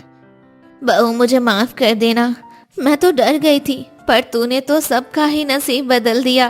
भाभी, अब तो हम पक्का घर बनाएंगे और मेरे लिए एक अलग कमरा भी। हाँ रितिका, सबका अपना कमरा होगा और हम अब उस चारपाई को अपने आंगन में शान से रखेंगे, ताकि हमें याद रहे कि हमने कैसे संघर्ष किया था। कुछ ही महीनों में खेत के पास एक पक्का मकान खड़ा हो जाता है। अब गर्मी की दोपहर में कूलर की हवा चलती है और पूरा परिवार खेत की ताजी सब्जियां खाता है। ये तो सही बात है। ये हम सबकी मेहनत का नतीजा है माँ जी और पापा जी। हमने दिखा दिया कि अगर परिवार साथ हो और सोच सही हो तो घर में सारी मुश्किलें खत्म हो सकती है, हर मुश्किल का रास्ता निकल सकता है। हाँ राजेश जी, हम तो वो दिन हमेशा याद रखेंगे जो हम सबने गर्मी में सब्जी के खेत में एक ही चारपाई पर बिताए थे। हाँ, जिसकी वजह से हमें मेहनत करने की प्रेरणा मिली और परिवार की कीमत भी पता चली। भाभी, अरे ओ भाभी, कुछ करो ना, मेरे पेट में दर्द बढ़ता ही जा रहा है। हे भगवान, क्या हो गया मेरी बच्ची को? रात तक तो सब कुछ ठीक था, सुबह अचानक से क्या हो गया? माँ जी, मुझे तो लगता है कि रितु को फूड पॉइजनिंग हो गई है। क्या क्या कहा? फूड? और आगे क्या बोला तूने? मुझे तो नाम तक नहीं बोला जा रहा। पता नहीं कौन कौन सा नया नया रोग आ गया है। हमारे जमाने में तो सिर्फ सर्दी, जुकाम, बुखार यही सब होता था। अरे माँ जी, फूड पॉइजनिंग, फूड पॉइजनिंग इसका मतलब होता है कुछ गलत खा लेना। इससे पेट में इन्फेक्शन हो जाता है, जिस वजह से पेट दर्द और दस्त जैसी प्रॉब्लम हो सकती है। लेकिन रितु ने कल ऐसा क्या खा लिया था जो उसकी तबीयत इतनी खराब हो गई? भाभी, आप माँ को समझाती रहेंगी कि कुछ करेंगी भी। प्लीज प्लीज कुछ करिए ना, यह दर्द तो मुझसे बर्दाश्त ही नहीं हो रहा। रितु, तुम चिंता मत करो, मैं अभी गर्म पानी में नींबू और सोडा मिलाकर तुझे देती हूँ, उसे पीकर ना तुम्हें थोड़ा आराम मिल जाएगा। आखिर तूने ऐसा क्या खा लिया था जो उसके पेट पे इतना ज्यादा दर्द हो रहा था, या बात कुछ और ही थी? जाने के लिए कहानी में कुछ दिन पीछे चलते हैं। अरे शीला, देर मत करो, ऐसा करो मुझे और पिताजी को केवल चाय ही दे दो।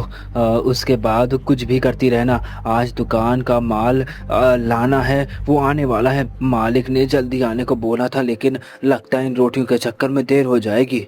हाँ बहू, हम दोनों को चाय ही दे दो, बाद में रोटियां सेकती रहना, लेट हो जाएंगे। अगर हम लेट हो गए तो आज की कमाई भी नहीं मिलेगी। चाय तो बनकर तैयार ही है पिताजी। साथ में मैं आप दोनों के लिए एक एक रोटी भी ले आ देती हूँ। दिन भर बाहर जाकर आप लोगों को काम करना है, केवल चाय पीने से कुछ नहीं होगा, इससे ना एसिडिटी भी हो जाएगी। मनोज और रवि अभी खा ही रहे थे कि तभी आसमान में काले बादल घिरने लगे। लीजिए पिताजी, बस इसी की कमी थी। लगता है आज हम समय पर दुकान नहीं पहुंच पाएंगे। हे भगवान, थोड़ा थम जाना, अभी मत बरसना। हम दुकान पर पहुंच जाएं तब भी बरस लेना, जी भर के बरस लेना। अरे अरे दादाजी, आप तो बिल्कुल वो वाले गाने की तरह बात कर रहे हो। मेरी प्यारी गुड़िया, तेरे दादा को गाना गाना नहीं आता है। अच्छा, या तो बता कौन सा गाना था वो? अरे वही, थम के बरस ओ चला, थम के बरस। आगे की लाइन तो मुझे याद ही नहीं आ रही है दादाजी। अरे पिताजी, आप भी कहाँ इसकी बातों में फंस गए हैं। बारिश शुरू हो गई तो आप दोनों को देर हो जाएगी, चाहिए। हाँ पिताजी, चलिए चलते हैं। दोनों बाप बेटे जल्दी मोहनलाल की दुकान की तरफ निकल पड़ते। वो दोनों उसकी दुकान पर ठेला चलाने और सफाई धुलाई का काम करते थे, जहां उन्हें ना दो ढंग का पैसा मिल पाता था, ना ही इज्जत मिल पाती थी। इसके बावजूद भी वो वहां पर काम करने के लिए मजबूर थे। आइए आइए, अरे आइए आइए, ओहो भाग मेरे, आ जाइए। जो आप दोनों पधारे, बताइए क्या सेवा करूं आप लोगों की। मालिक, ऐसा कहकर हमें शर्मिंदा मत करिए। रास्ते में बारिश हो रही थी, इस वजह से थोड़ी देर हो गई। आप बस जल्दी बता दीजिए कौन कौन सा सामान किसके यहाँ पर पहुँचाना है। अरे निकम्मो, अरे मैंने तुम दोनों को आज जल्दी आने को बोला था, फिर भी तुम लोगों ने इतनी देर कर दी। ऊपर से बारिश का बहाना दे रहा, और बरसात के मौसम में बारिश नहीं होगी तो क्या फूल झड़ेंगे? हाँ मालिक, आप नाराज मत होइए, जल्दी जल्दी काम बता दीजिए, हम भी ना देर करे सारा काम कर देंगे। वैसे भी बारिश का कोई ठिकाना नहीं होता, कभी भी शुरू हो सकती है, तो दुकानदारों तक माल पहुंचाना और मुश्किल हो जाएगा। अरे वाह, आप तो हमें ही ज्ञान देने लगे। लगता है आपको अपनी नौकरी प्यारी नहीं है, हाँ? तो ऐसा करते हैं, आज से आप दोनों की छुट्टी कर देते हैं। क्यों मनोज जी, ठीक है ना? मालिक मालिक माफ कर दीजिए, सेवा मालिक माफ कर दीजिए, मेरा वो मतलब नहीं था। दया कीजिए, दया कीजिए मालिक, हमें काम से मत निकालिए, घर चलाना बहुत मुश्किल हो जाएगा। चलो ठीक है, नहीं निकालता, लेकिन ध्यान रहे आज के बाद मुझे ज्ञान देने की कोशिश मत करना। हाँ, अब जाओ, जाकर दुकानदारों तक सामान पहुंचाओ, और ध्यान रहे चीनी की बोरियां गीली ना हो पाए। मालिक आप चिंता मत करिए, सब कुछ एकदम ध्यान से करेंगे। मोहनलाल की थोक की किराने की दुकान थी, जहां वो छोटे मोटे दुकानदारों को सामान पहुंचाया करता था। रवि और मनोज मौसम का मिजाज देखते हुए जल्दी जल्दी डिलीवरी कर रहे थे। अब बस आखिरी डिलीवरी रह गई थी कि बारिश होने लगी। तभी मोहन बोलता है, हे भगवान, सत्यानाश सत्यानाश हो गया इस बारिश का। अब बस आखिरी खेप बची थी। अब जब तक ये बारिश रुकती नहीं, तब तक हमें कैसे भी कर माल पहुंचाना होगा। क्या करे कुछ समझ नहीं आ रहा। हाँ पिताजी, बिल्कुल सही कही। वैसे तो पिताजी, बारिश का मौसम बहुत अच्छा होता है, गर्मी के बाद थोड़ी राहत मिल जाती, लेकिन यह सब भी अमीरों के लिए होता है। हम गरीबों के लिए बारिश का दूसरा नाम आफत है, आफत। अरे काम चोरो, अभी तक तुम लोगों ने सोहन की दुकान पर माल नहीं पहुंचाया है? वह फोन करके मुझे सुना रहा है। मालिक वो देखिए ठेला। अरे उनके नीचे सामान से भरा पड़ा है, लेकिन बाहर बारिश इतनी तेज हो रही है कि निकलना हमारे लिए बहुत मुश्किल हो जाएगा। सारा सामान खराब हो जाएगा। वैसे भी इसमें ज्यादातर चीनी और चावल की बोरियां है, अगर हम बाहर गए और थोड़ा सा भी पानी पड़ गया तो सब खराब हो जाएगा।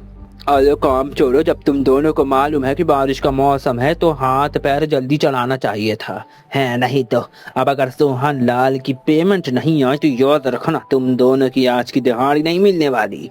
मालिक ऐसा जुल्म मत कीजिए, बाकी सभी माल तो हमने समय पर पहुंचा दिया था। अब सोहन मालिक के समय में बारिश हो गई तो हम क्या करें। चुप हो जा, बिल्कुल, अरे चुप हो जा, ज्यादा से बान मत चला, थोड़ा दिमाग लगाओ और यह माल सोहन लाल तक पहुंचाओ। उसका कुछ जुगाड़ लगाओ, मैं नहीं जानता। आप बिल्कुल चिंता मत कीजिए। जब तक आज हम मोहन के मालिक के यहाँ सामान नहीं पहुंचा देते तब तक हम घर नहीं जाएंगे। आज बारिश रवि और मनोज के सब्र का इम्तिहान लेने पर उतारू थी, तो वहीं दूसरी तरफ घर में सभी की हालत बहुत खराब थी। अरे माँ जी, इस बारिश ने तो सब कुछ बर्बाद कर दिया। देखिए ना, जगह जगह में पानी टपक रहा है, पूरा चूल्हा खराब हो गया है। और तो और जो थोड़ा बहुत आटा बचा रखा हुआ था वो भी खराब हो गया, उसमें भी पूरा पानी मिल गया है।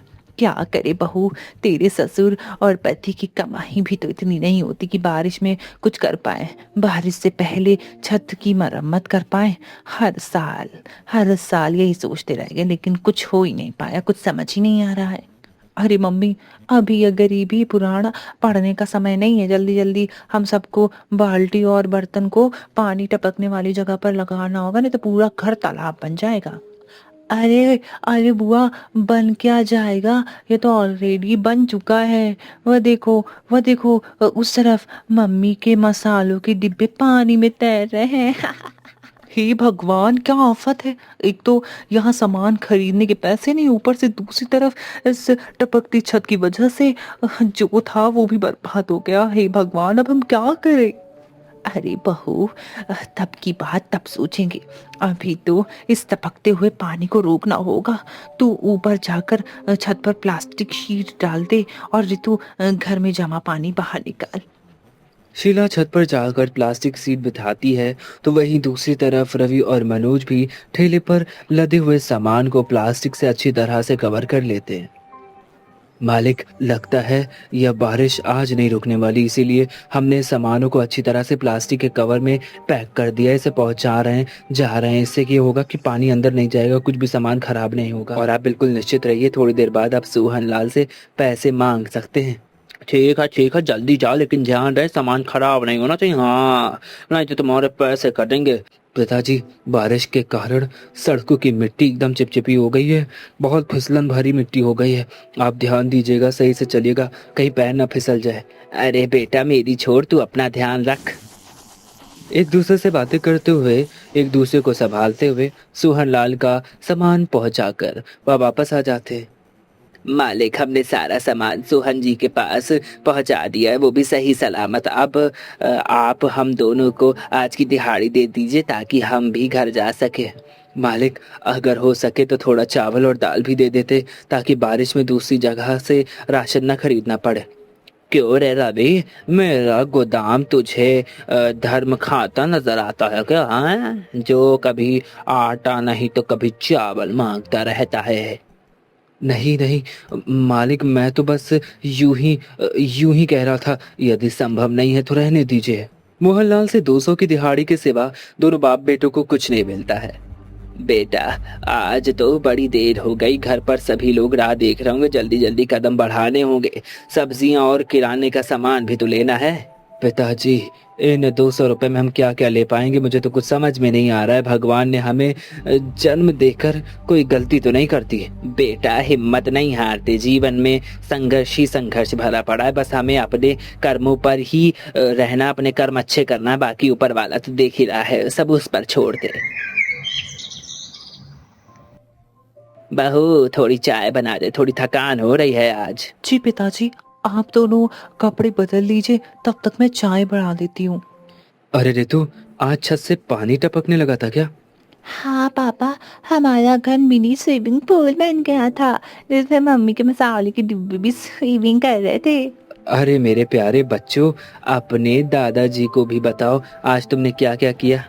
दादाजी, मैं बताता हूँ। आज इस पिंकी ने अपनी कॉपी के पन्ने फाड़ कर नाव बनाई थी। उससे ना जमे पानी में, घर में जो पानी जम गया था ना, उसमें डालकर खेल रही थी।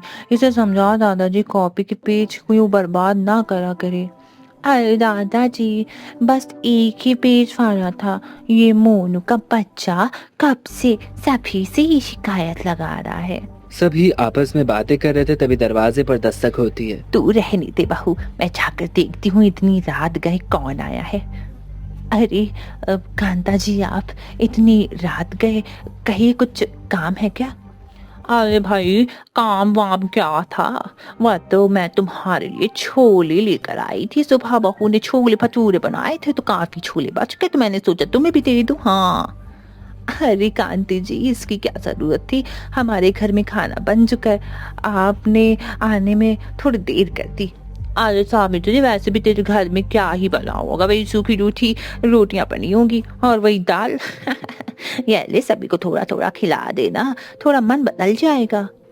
कांता जी जिद की वजह से सावित्री को छोले लेने पड़ते हैं।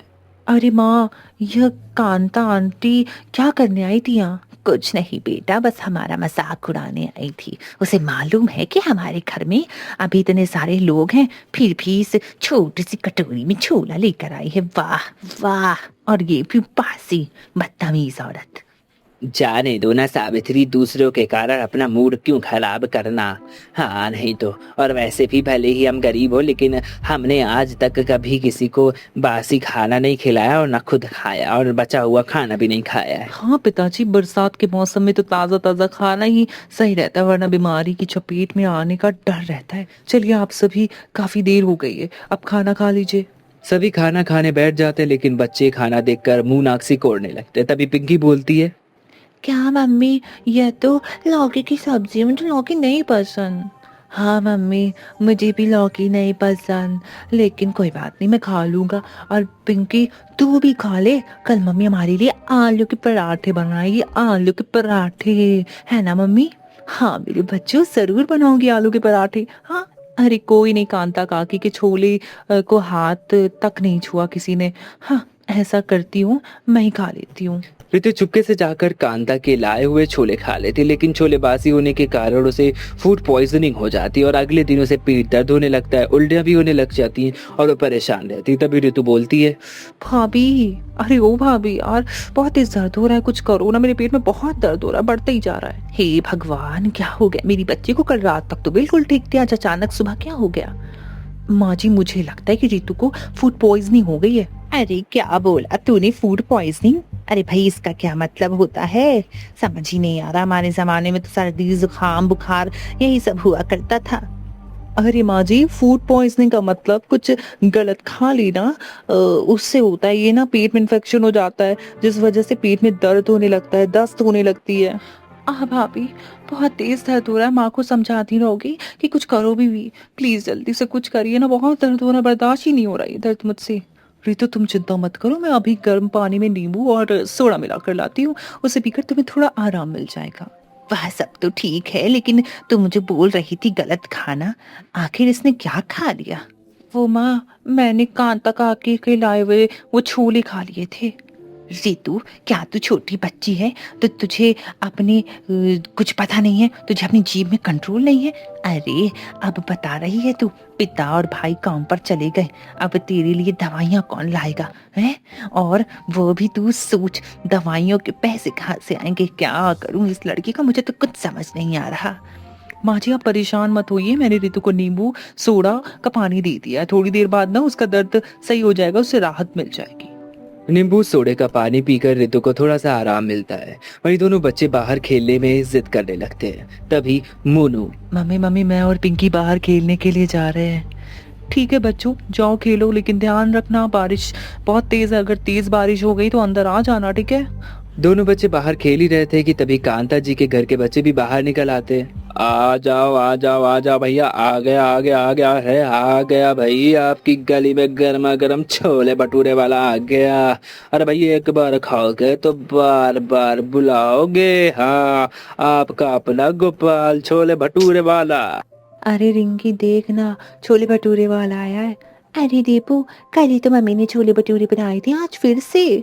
हाँ रिंकी, मैं तो ये छोले भटूरे खाने के लिए एकदम पागल हूँ, मुझे बहुत स्वादिष्ट लगते, एकदम मुलायम और फूले फूले हैं भटूरे, देख मजा आ जाएगी।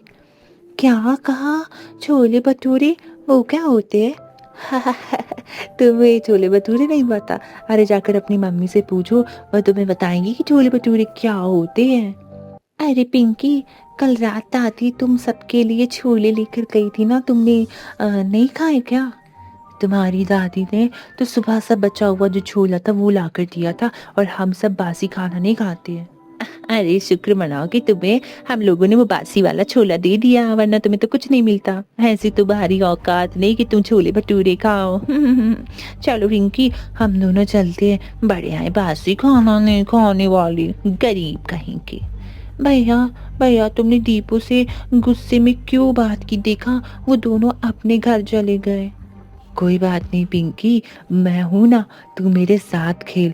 वैसे भी पिंकी, अब हमें भी घर चलना चाहिए और गर्मा गर्म आलू के पराठे खाने चाहिए। चलो चलकर खाते हैं।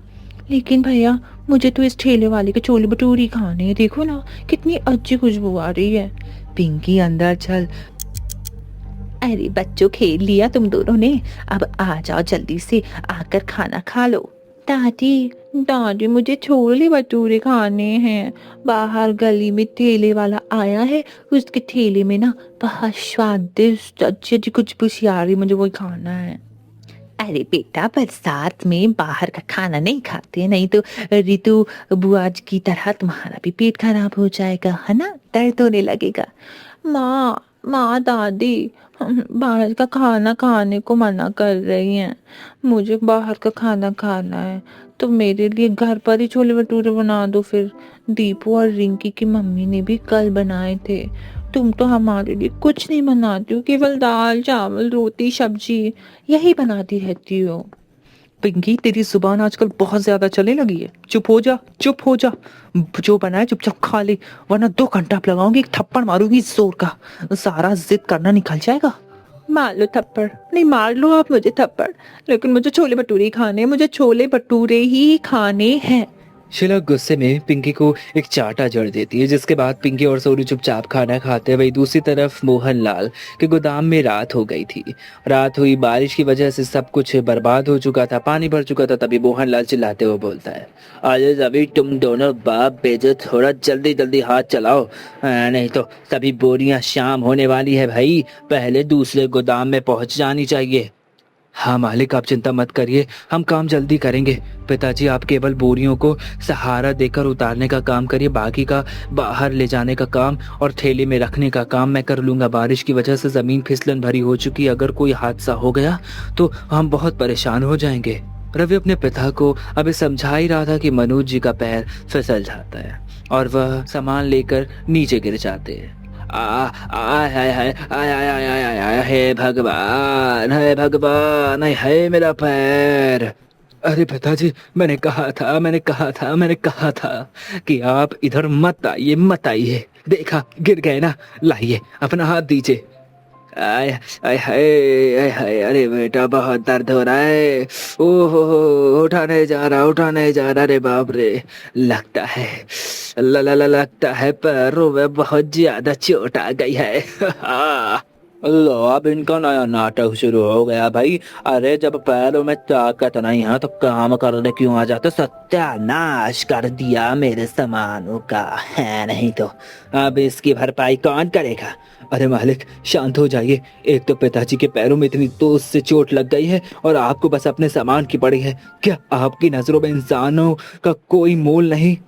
अरे तुम जैसे कीड़े मकोड़े को क्या किस तो पड़ी है भाई? चुप रह। वैसे भी आधी से ज्यादा दुनिया तुम जैसे कीड़े मकोड़ों से भरी पड़ी। अगर 2-4 को कुछ भी हो जाता है तो क्या फर्क पड़ता है भाई? मालिक, बहुत बोल लिया आपने। आप हमें कोई मुफ्त में पैसे नहीं दे रहे, हम काम करते हैं, उसके बदले में मेहनती मिलती है हमें, वो अभी आधे दाम पर। कल से हम दोनों आपकी दुकान पर कोई काम नहीं करेंगे, नहीं आएंगे हम आपकी दुकान पर काम करने।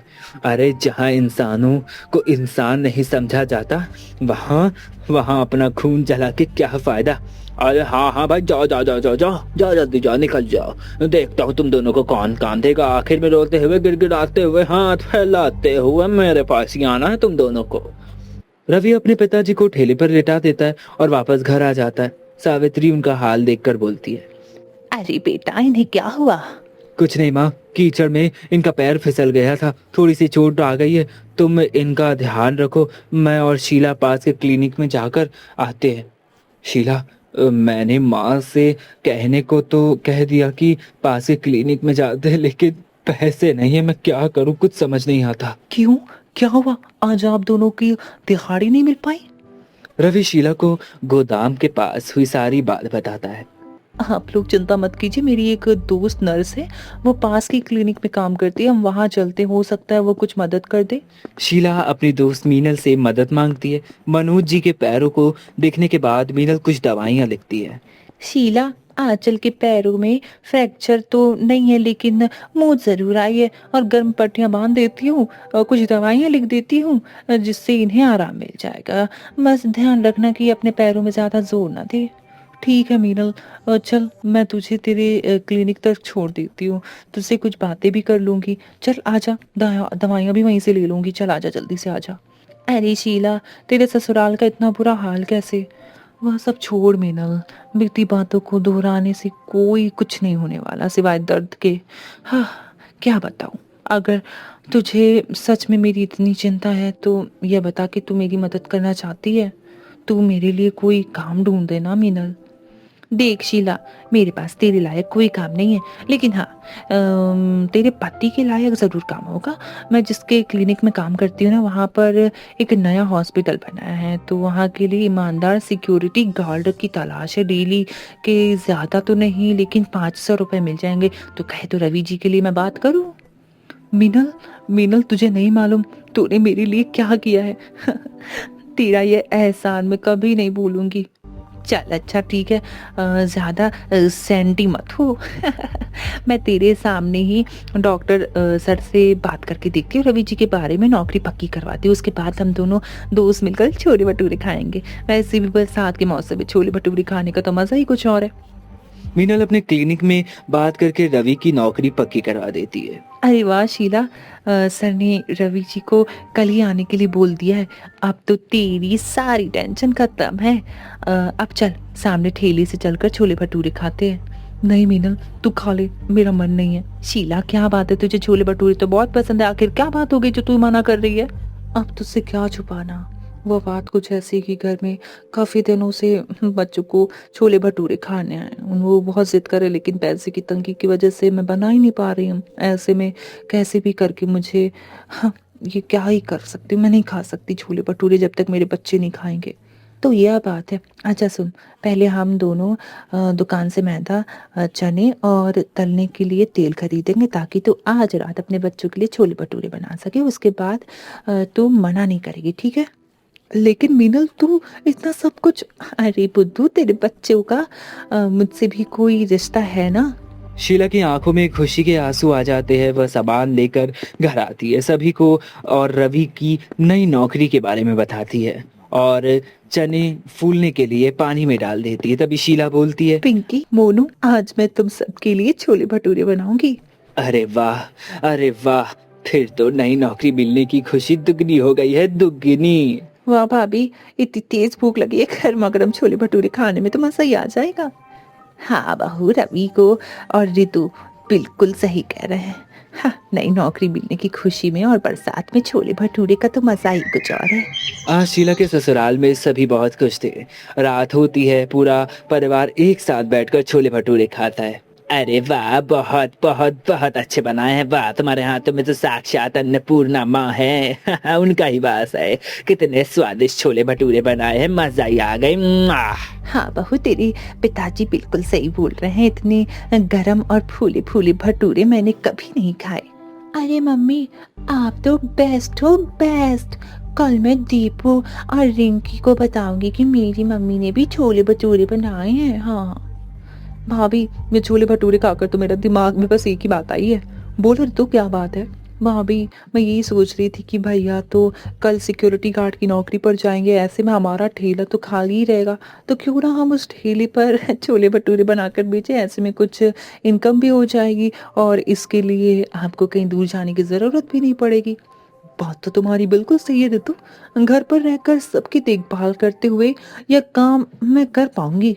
तो पक्का कहा, कल भैया के काम पर जाने के बाद हम अपना ठेला लगाएंगे। लेकिन शीला, सोच लो, तुम्हारा काम बढ़ जाएगा। अरे बहू की मदद करने के लिए हम सब भी तो हैं। हम सब मिलकर हाथ बटाकर सब काम कर लेंगे, तुझे चिंता करने की कोई जरूरत नहीं है। लगता है हमारे दिन अब सुधरने वाले हैं। अब बहू भगवान का नाम लेकर कल से छोले भटूरे बेचेगी, बिजनेस शुरू करेगी। हाँ हाँ, बिल्कुल अच्छा हो रहा है। अगले दिन पूरे मोहल्ले में शीला के बनाए हुए छोले भटूरे की खुशबू फैल जाती है। अगल बगल से लोग बारिश में गर्मा गर्म छोले भटूरे खाने के लिए शीला के पास आने लगते। तभी कांता बोलती है, अरे ताऊ जी, तूने बताया नहीं तेरी बहू इतना स्वादिष्ट छोले भटूरे बनाती। वाह भाई, मजा आ गया खाकर। ऐसा करो शीला, मुझे भी 2 प्लेट छोले भटूरे पैक कर दो। जी आंटी, मैं छोले भटूरे पैक कर देती हूँ। कुछ समय बाद ऐसे ही बीतने लगता है और धीरे धीरे शीला का बिजनेस इतना ज़्यादा बढ़ जाता है कि वो मून रोड पर दुकान लगाने लगती है और अच्छा खासा ढाबा खोल लेती है और खूब पैसा कमाती है। इस तरह से अपने ससुराल को बारिश में छोला भटूरा खिलाने के सपने से शुरू हुआ शीला का यह सफ़र अपने खुद के छोले भटूरे के ढाबे में जाकर खत्म होता है।